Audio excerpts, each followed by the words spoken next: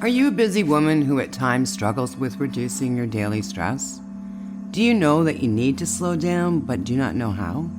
If you're looking at reducing your daily stress, you're in the right place.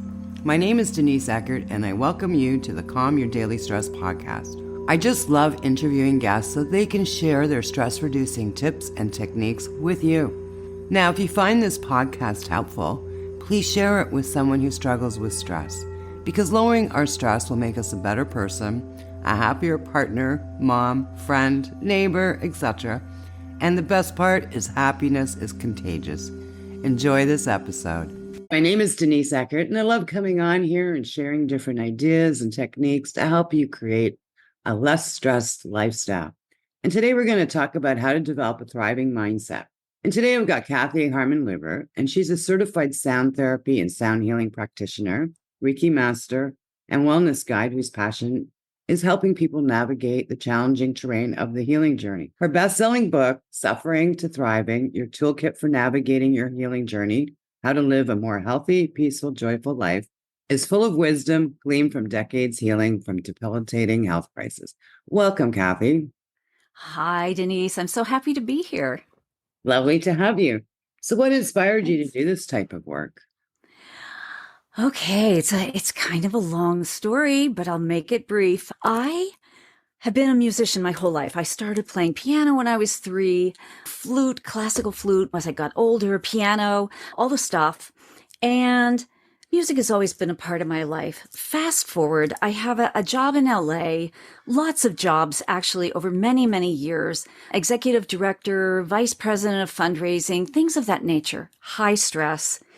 I began turning to not only playing music, but like to going to drum circles on the beach in Santa Monica, and then going to yoga studios and hearing about sound baths, and which are for our listeners who don't know, they're simply an immersion in frequencies of all different kinds. And so I really began building that into my daily practice. You know, I have a monk morning practice and I take breaks throughout the day. So I just started doing the bowls and Native American flutes and other things. Really found that to be just a game changer in terms of breaking the stress of whatever I was going through and resetting my nervous system, basically. Fast forward then to 2016 when I had the 4th debilitating spinal rupture that left me bedridden for 5 years. It was crazy, insane.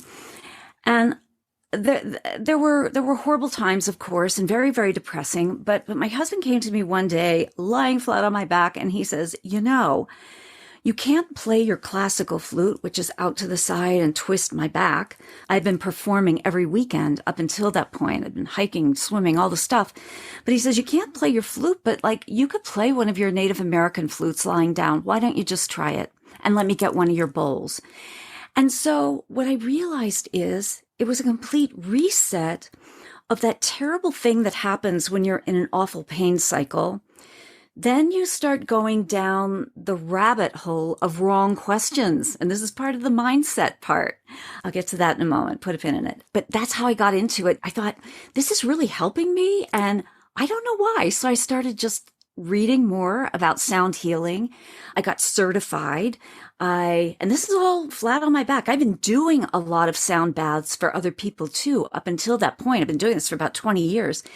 But I got certified and decided to make it a business as I was down for the count with this horrible spinal issue. And so what I started to say about the whole notion of making your mind your medicine. One day, like I had other disc ruptures and they often healed in 2 to 3 or 4 months. And then I was back to my pretty much normal life. Well, this 4th one, that was not the case. 6 months, 8 months, a year later, the neurosurgeon was still saying it was not operable because of other spinal issues. I inherited issues that when I was 20 years old, I was told I had the spine of an 80-year-old woman. And I was very athletic at the time and ended up doing some additional damage. But the bottom line is I got to this point where I thought I was very depressed. And I thought, is this what my life is going to be like for the rest of my life? I was asking all the wrong questions. I was saying things to myself like, What if it's always like this? What if I never get better? The doctor said I had a 50-50 chance of ever getting out of bed really again. It took me years to be able to walk to the bedroom door even. It was like that serious. And I thought, what if this is the rest of my life, right? So one day I woke up, I decided to start collecting inspiring quotes. I started keeping my journal on my laptop because I couldn't walk across the room to grab my journal. And I realized that my mind is my medicine, and this kind of suffering in the mind is a choice. And we do this to ourselves in the business world, a lot of us, where we might spiral out of control, hair on fire, because we're so stressed out, right? And we have to come back to center and like ground that and say to ourselves, what do I really fear here? What is my medicine? So for me, of course, music and sound, art, nature, those are my medicine. Everybody is unique, though. We all have different medicine. The key is finding the medicine that takes you out of that downward spiral, that gives you hope, that lights your fire, that lights your passion for what you do. Like, even if we love our business so much, we can still get to the point where it can become drudgery, or parts of it become drudgery. The financial aspects, like you were talking about with Adam, some of us really just don't like that. And it does become the part about our businesses that we really do not enjoy or even hate. And so what lights us up? What is our medicine? Why do we get into this in the first place? Asking the right questions instead of, what if it's always going to be this way? What if I am always struggling? And when I say the healing journey in my book, I also mean any kind of a journey. Our businesses can be a healing journey, right? Grief, loss, job loss, divorce, breakups, whatever. Those are all healing journeys in a way. So the metaphor still carries through. But the important thing is to really just squarely ask ourselves, instead of, will it always be this way? What if this is a portal? What if this is a portal to something new? All this struggle I'm going through right now, all of these bumps in the road, these hard times I'm going through, what if they're opening another door for me that I don't see yet? What if this is the beginning of something better? And in my life, in my career, in my current business, in writing my book, in everything, I have seen that where I think the challenges are like, oh, this is so awful. I will never get through this. This is a huge challenge. Only to find out when I look back at it, like, I'm grateful that disc rupture happened. And I know that must sound crazy, right? But I am now. I wasn't then. I was not then. And I was cursing it. But now it's like I see it as the gift that got me to this new place. And it's a beautiful thing. And when so often we beat ourselves up. This is another, making your mind your medicine.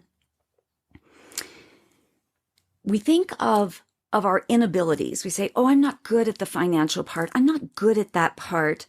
Instead of saying, it's basically ability versus inability. What am I great at? And really focusing and leaning in on that.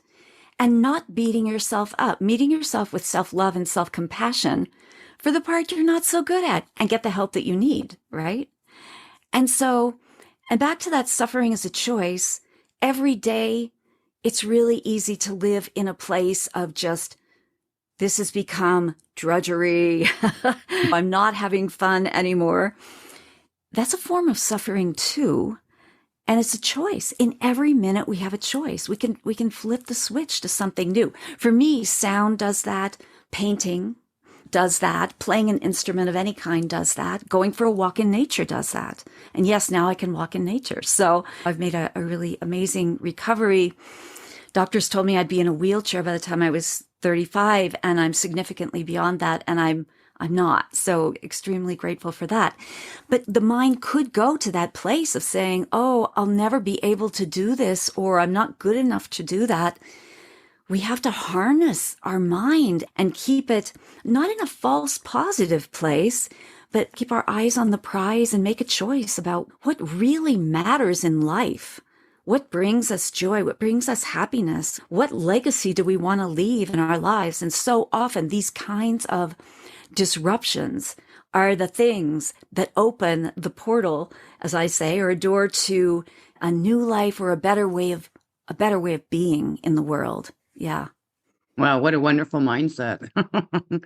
And I'm so grateful that you were able to recover from that being on your back. And that's just horrible. And I'm so glad that you did recognize what sound healing can do for you too. Yeah, it's been amazing. And it has gone so much further than just stress release. And I don't want to say just stress release because I had, at many times in my life, I've had clinical depression and massive anxiety disorder. And so it has helped that. And today I'm not on any of those meds. It's helped it so much, but it's also helped in terms of pain relief. There's so much science, a lot of good science is coming out of a lot of the major universities, and hospitals are increasingly, many hospitals across the country have integrated sound into their departments of integrative medicine. And there's great research coming out of UCLA here in California. James Jimzewski, a guy who researches along with sonic scientists and medical doctors, has found that every type of cell in our body has a frequency. They can listen to it in the lab. So heart cells have a certain frequencies, brain cells have a certain frequency. And what they're finding is when cells become damaged or just sluggish or just diseased, when we apply that sound frequency that is their sound frequency to it, they watch it under the microscope, they become reinvigorated and heal. And so that portends great things for the future of medicine combined with sound healing. So it's an incredibly exciting time, I think, to be alive and to be sort of watching how sound healing is being integrated in with medicine. There's a wonderful doctor, an oncologist, practicing oncologist by the name of Mitchell Gaynor, and he has said sound can redress every disease and problem. I'm not getting his quote right, but I'll point our listeners to my website, which we can say at the end. But I have a lot of articles there on sound healing that are free. And there's a great one in Yoga Magazine. You can click on the link and get the exact quote. But he gives sound baths, and you can also look for him on YouTube. I don't know him at all, but he's somebody who has inspired me. He does sound baths in a room full of his cancer patients. That's how much he believes in the healing power of sound. He's written a tremendous book too. There are many doctors who are out there writing about and doing sound healing right now because it does heal us. Yeah, it's pretty remarkable. I love that because, well, as you said, sometimes being an entrepreneur, you run around like your hair's on fire. Uh-huh. And when I feel that stressed, one thing I do is listen to a sound bath. And as we were talking about before this interview, it doesn't take long, like 5-10 minutes. And the change is just, I can't even describe it. It's just incredible how, and it's not even in my home. It's something I'm listening to on my phone or my computer. It's just so amazing. Now, for someone that's listening, how could they get started? Something simple. I've got a great simple tip for anyone, entrepreneur or not, who's out there and says, I need something. This is resonating with me. Okay. There are a couple of very simple things.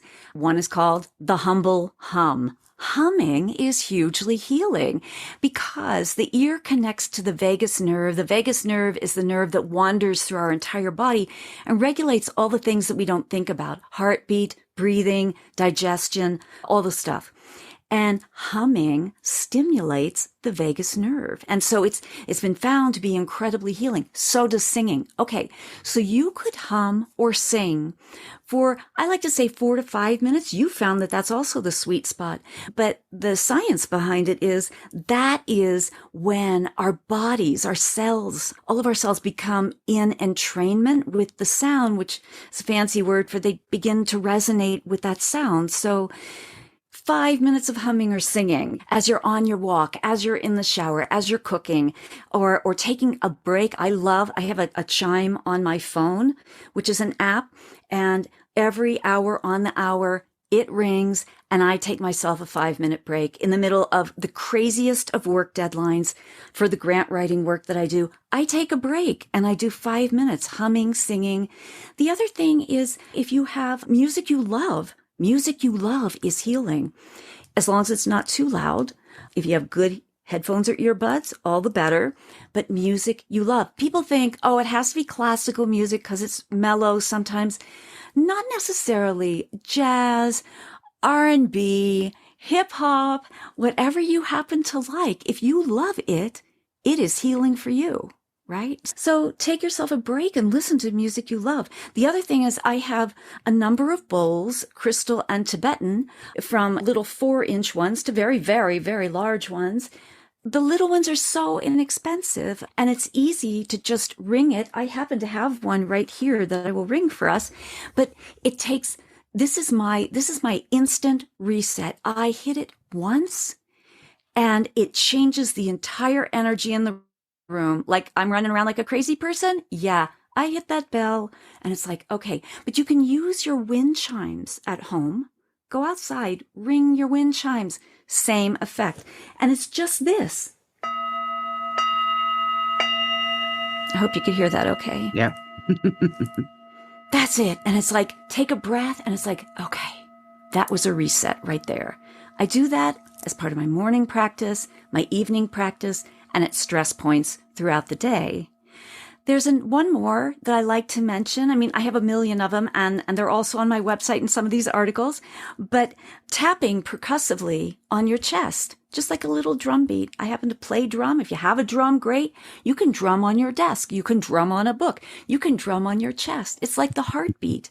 And there's something about that that's very comforting. That's what we heard in our mother's wombs, right? And so I've seen some of my students walking down the street just tapping on their chest. They're having a stressful moment, students and clients. And so those are some small ways to build sound into your daily life. There are a million things you can do if you're a musician and you bring intention. So this is the final little tip here. Sound frequency plus intention equals healing. So the intention is simply, I intend to breathe and relax or reset as I chime my wind chimes or gong or whatever you happen to have handy, or as I tap or as whatever I'm doing. It's the intention or just simply, I intend to heal. I intend to relax. I intend to reset, that kind of thing. A simple intention along with the frequency equals healing. Yeah. Wow. And that's something that you can do anywhere, really. Like you can tap your chest anywhere. You can, it's pretty. You can pretty hum powerful. and sing. Hum and sing anywhere. I often do it when I'm going outside on a little walk, but I sometimes just take a break as I'm leaving a business Zoom and going off to the kitchen to make a cup of tea. I just hum along the way, like intentional humming. It doesn't have to be pretty. You don't have to have a good voice. All you have to do is stimulate that vagus nerve. That's where the healing action is. It isn't, people will often say to me, my clients will say, oh, I don't have a voice. You've got a voice. I don't have a voice. I don't sing well. Does not matter. No one's listening but you. Does not matter. Yeah. Now, your book, Suffering to Thriving, your toolkit for navigating your healing journey, how to live a more healthy, peaceful, joyful life. Can you talk about that a little bit?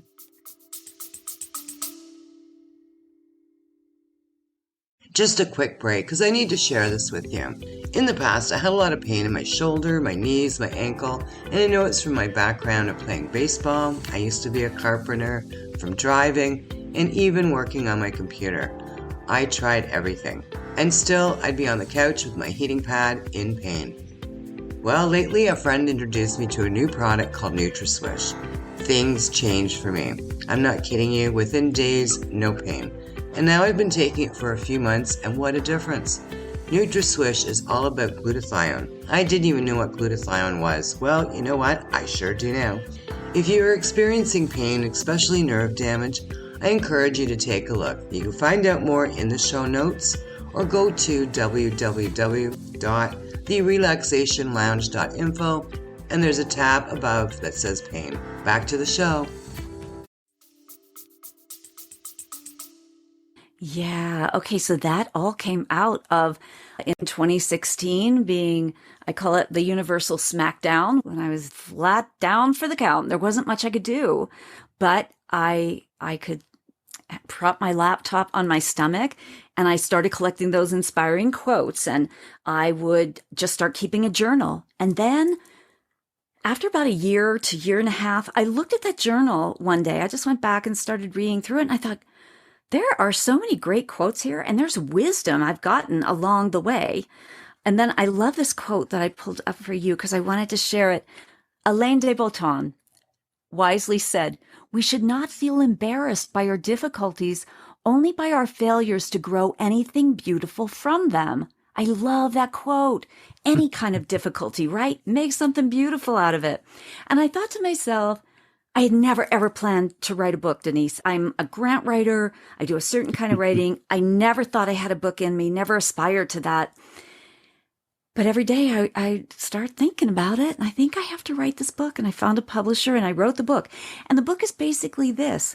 It is, I think, 36 really super short chapters that do not need to be read sequentially.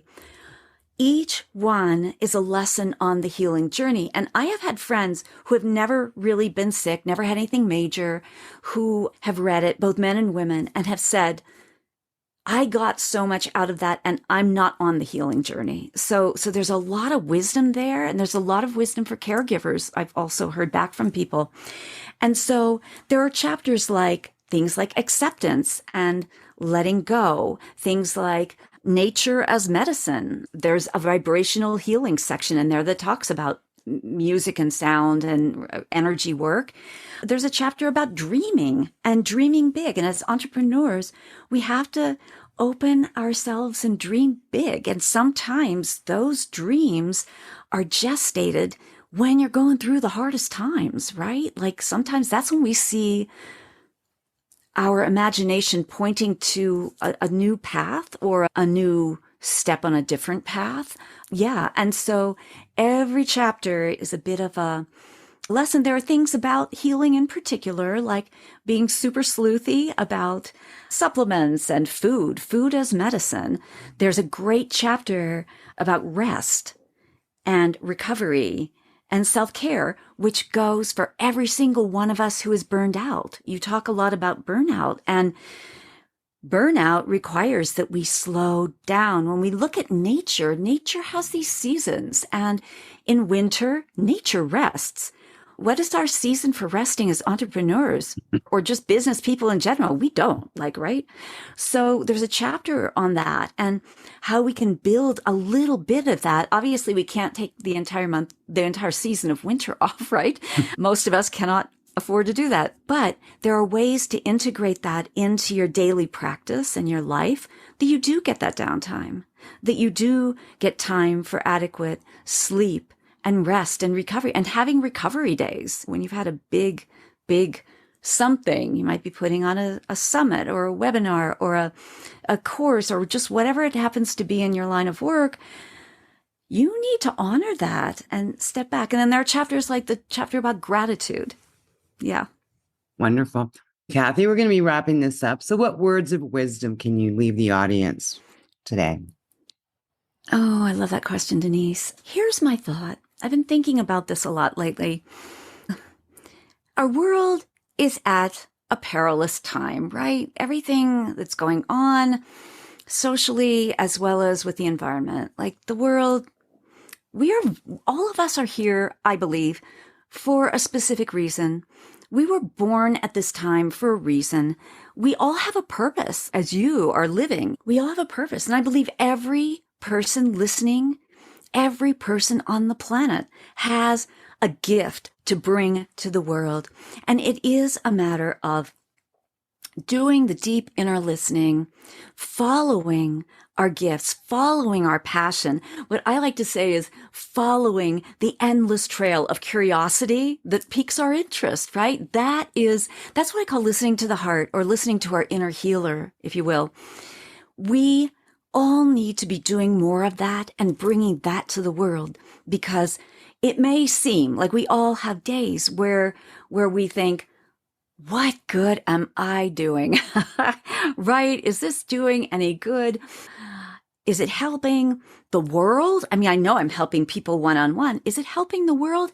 And the answer I always come to is everything that any one of us does that helps one person, even if it's a family member, even if it's a neighbor, it helps the entire world right now. That's what our world needs, more of our gifts. And so I would just say to everyone listening, just keep following your heart. Even on those days that are immensely stressful, we're ridiculously tired and overworked and burned out. Try to find the things that you offer on your show, your podcast, and sound healing as one of them, but all the other tools that you're giving people in the toolkit that you provide, and keep doing it. Rest when you need to, but keep doing it. But feed yourself first. Always give the self-love and self-care that you need in order to be there for the long haul, because the world needs us now more than ever, perhaps. Yeah. Absolutely. And I heard this really neat saying over the weekend, you can't drink from an empty well. Like I've heard all the other sayings, you need to recharge your batteries and blah, blah, blah. But yeah, you can't drink from an empty well. You cannot, right? And that is the work that you do with stress and burnout. It's like when we're burned out, been there, done that many times myself. I'm sure we all have. The well is empty. And sometimes it takes a vacation. Sometimes it takes a sabbatical. Sometimes it takes more than that. Like we just have to. And I think for when I got knocked down really bad with the disc rupture, I think that was the message that I needed way deeper, going inward, resting, recovering, just deep recovery physically in order to really build upon the gifts that I was sort of slowly inching towards with the sound healing. But like, no, now is the time. Get certified, bring that to the world, rest yourself. It was a big message for me, but we often are going in 5 million directions, and we're so busy and we're so connected to our devices, right? Because we have to be on social media. We have to be doing all the stuff that we forget that we really just need to unplug and go inward and rest and recover and listen to the message from our heart. That's following our intuition. And I wrote an article for Best Holistic Life magazine that is on my website, and it's called Soul Pathing. And it is just the kinds of things that you and I talk about finding your way forward. And I would just encourage people to check that out if you feel like you're in a place where you need to be thinking about a new path forward, or really just fine-tuning or course-correcting your path. What's good for that too. Yeah. Absolutely. Well, thank you so much, Kathy. Such great information. And the one thing I really impress on people is that doing something like a sound bath, when you are feeling frazzled or stressed out, it doesn't take long. Taking that 5-10 minute break and just resetting yourself is so powerful.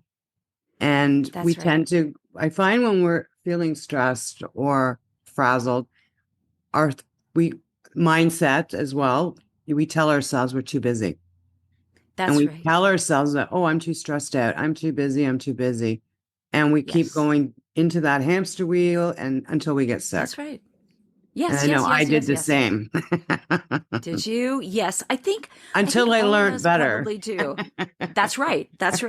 And like, I don't do that anymore. No. My mantra now is it all gets done and self-care must come first. And so I'll offer one more free offering to our listeners. There are a bunch of them on the website, including a wonderful Heal the Heart Chakra, 4 modules, including a sound bath that I did with Dr. Charlize Davis.